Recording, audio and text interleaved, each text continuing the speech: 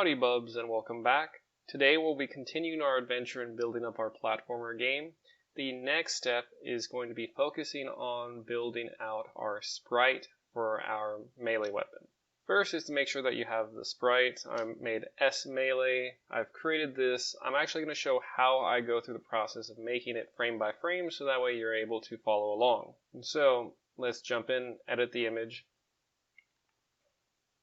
I'm going to go ahead and create a new frame. I'm going to select this sprite so that way it's saved as a brush.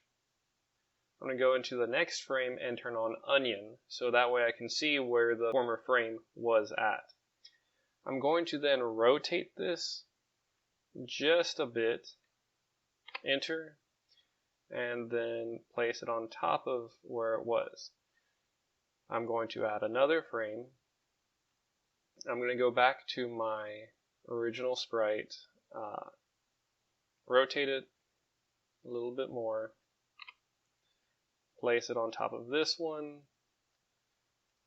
make a new frame, go back to the sprite,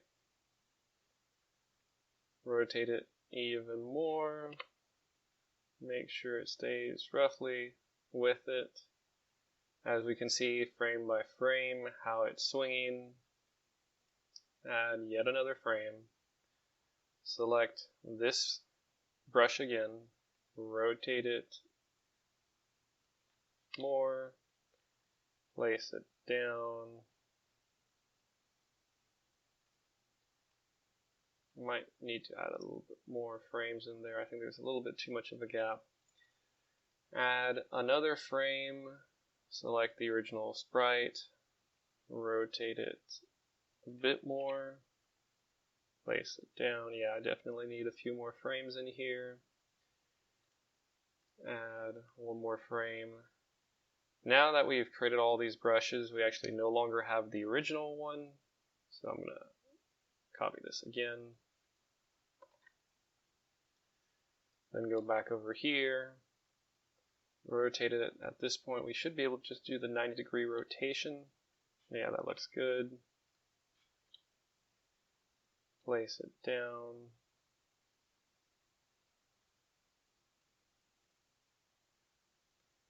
So that looks okay. Let's go through step by step, seeing where it is. That's fine, that's fine. I probably can use a frame in between here. Rotate it there, and so that way there's a better transition between those. This one definitely needs a frame inserted in between.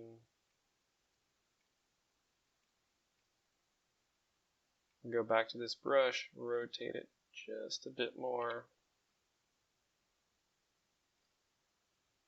and so now we have a nice gradual swing. Oh yeah, I need another frame in between here.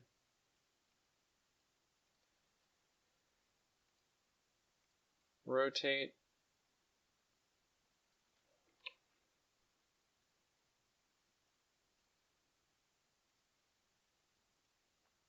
And there we go. If we play it, we see a nice swing animation going downward.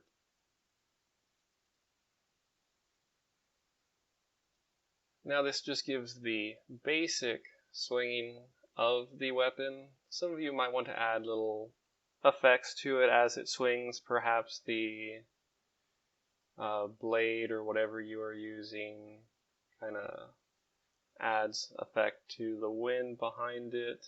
Make a separate layer for this. And so this will be the streaks of wind as it's slicing.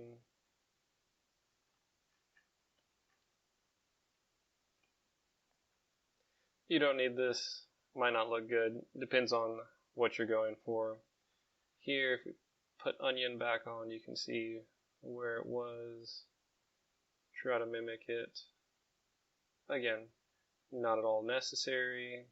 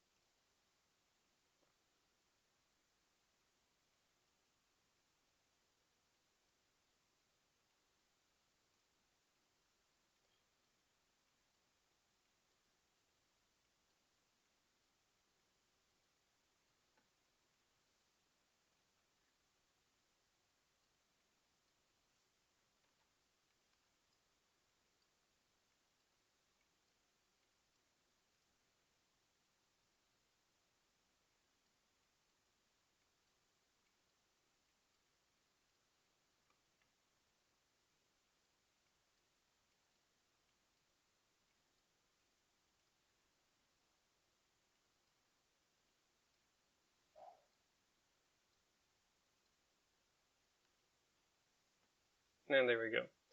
We can have a sensation of motion as we swing with the little streams coming off of it. And there we go. We now have our little animation. You can probably mess around with the frames of it. I've got 2, 4, 6, 8, 10 frames. Maybe I'll go 10 frames per second. That's a little too slow. Maybe 15. That looks nicer. 20. Maybe stop it at 18. I'm content with that. Again, play around, see what works best for you. Now that we have created our swinging animation, let's make sure our origin is where our weapon would actually be swinging at. In my case, it'll be at the handle.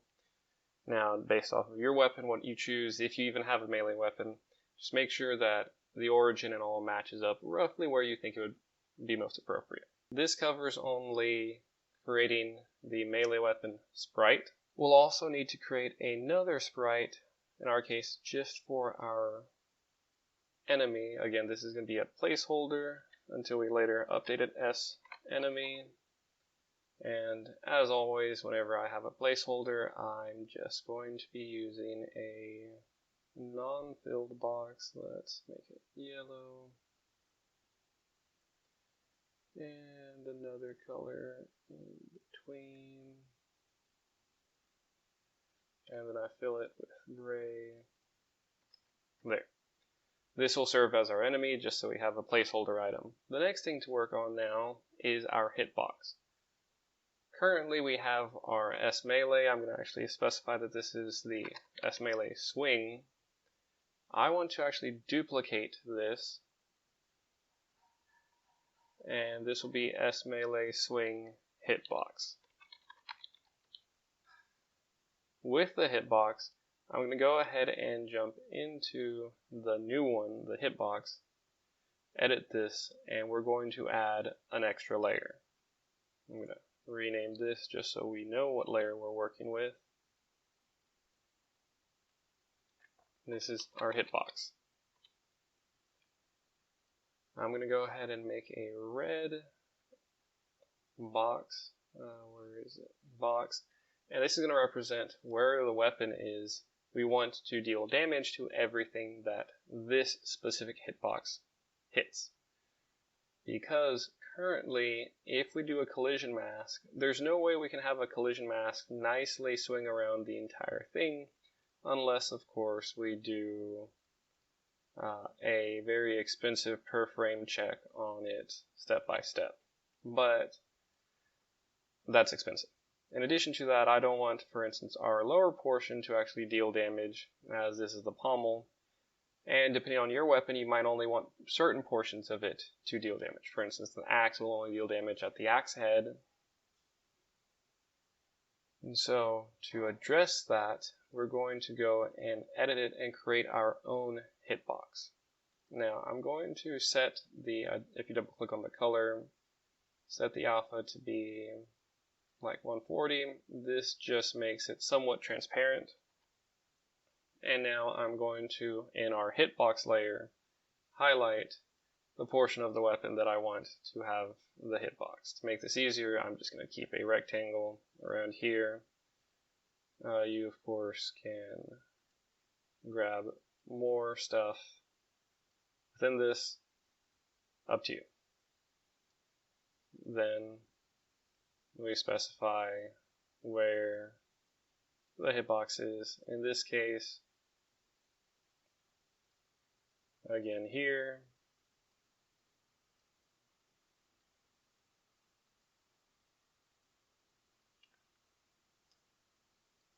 Next frame.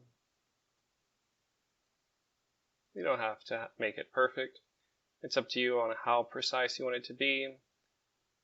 Now that we have created our hitbox, we can then delete the other layers. Now we just have this translucent item. That matches up perfectly with our melee weapon sprite. you need to make sure that these match up exactly. If you end up wanting to go in and add a new frame up here, you need to make sure you go in and add a new frame down here as well to accommodate it. Whenever we get to the coding portion in the next video, you'll see why. For the time being, however, this is all you need to worry about in terms of these sprites. I will also add in one more sprite for S-Melee pickup. And this one is actually just going to consist of the first item.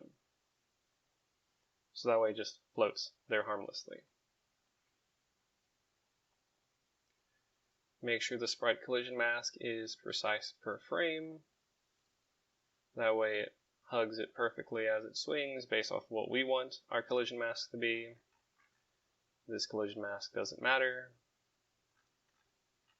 And this collision mask should just be that weapon. And there we are. This should cover all the sprites we need for this portion.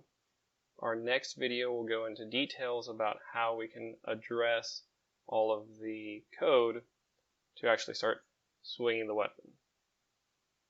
Otherwise, that's all I've got. If you have any questions or need any assistance, just let me know in class. Everyone, have a good one.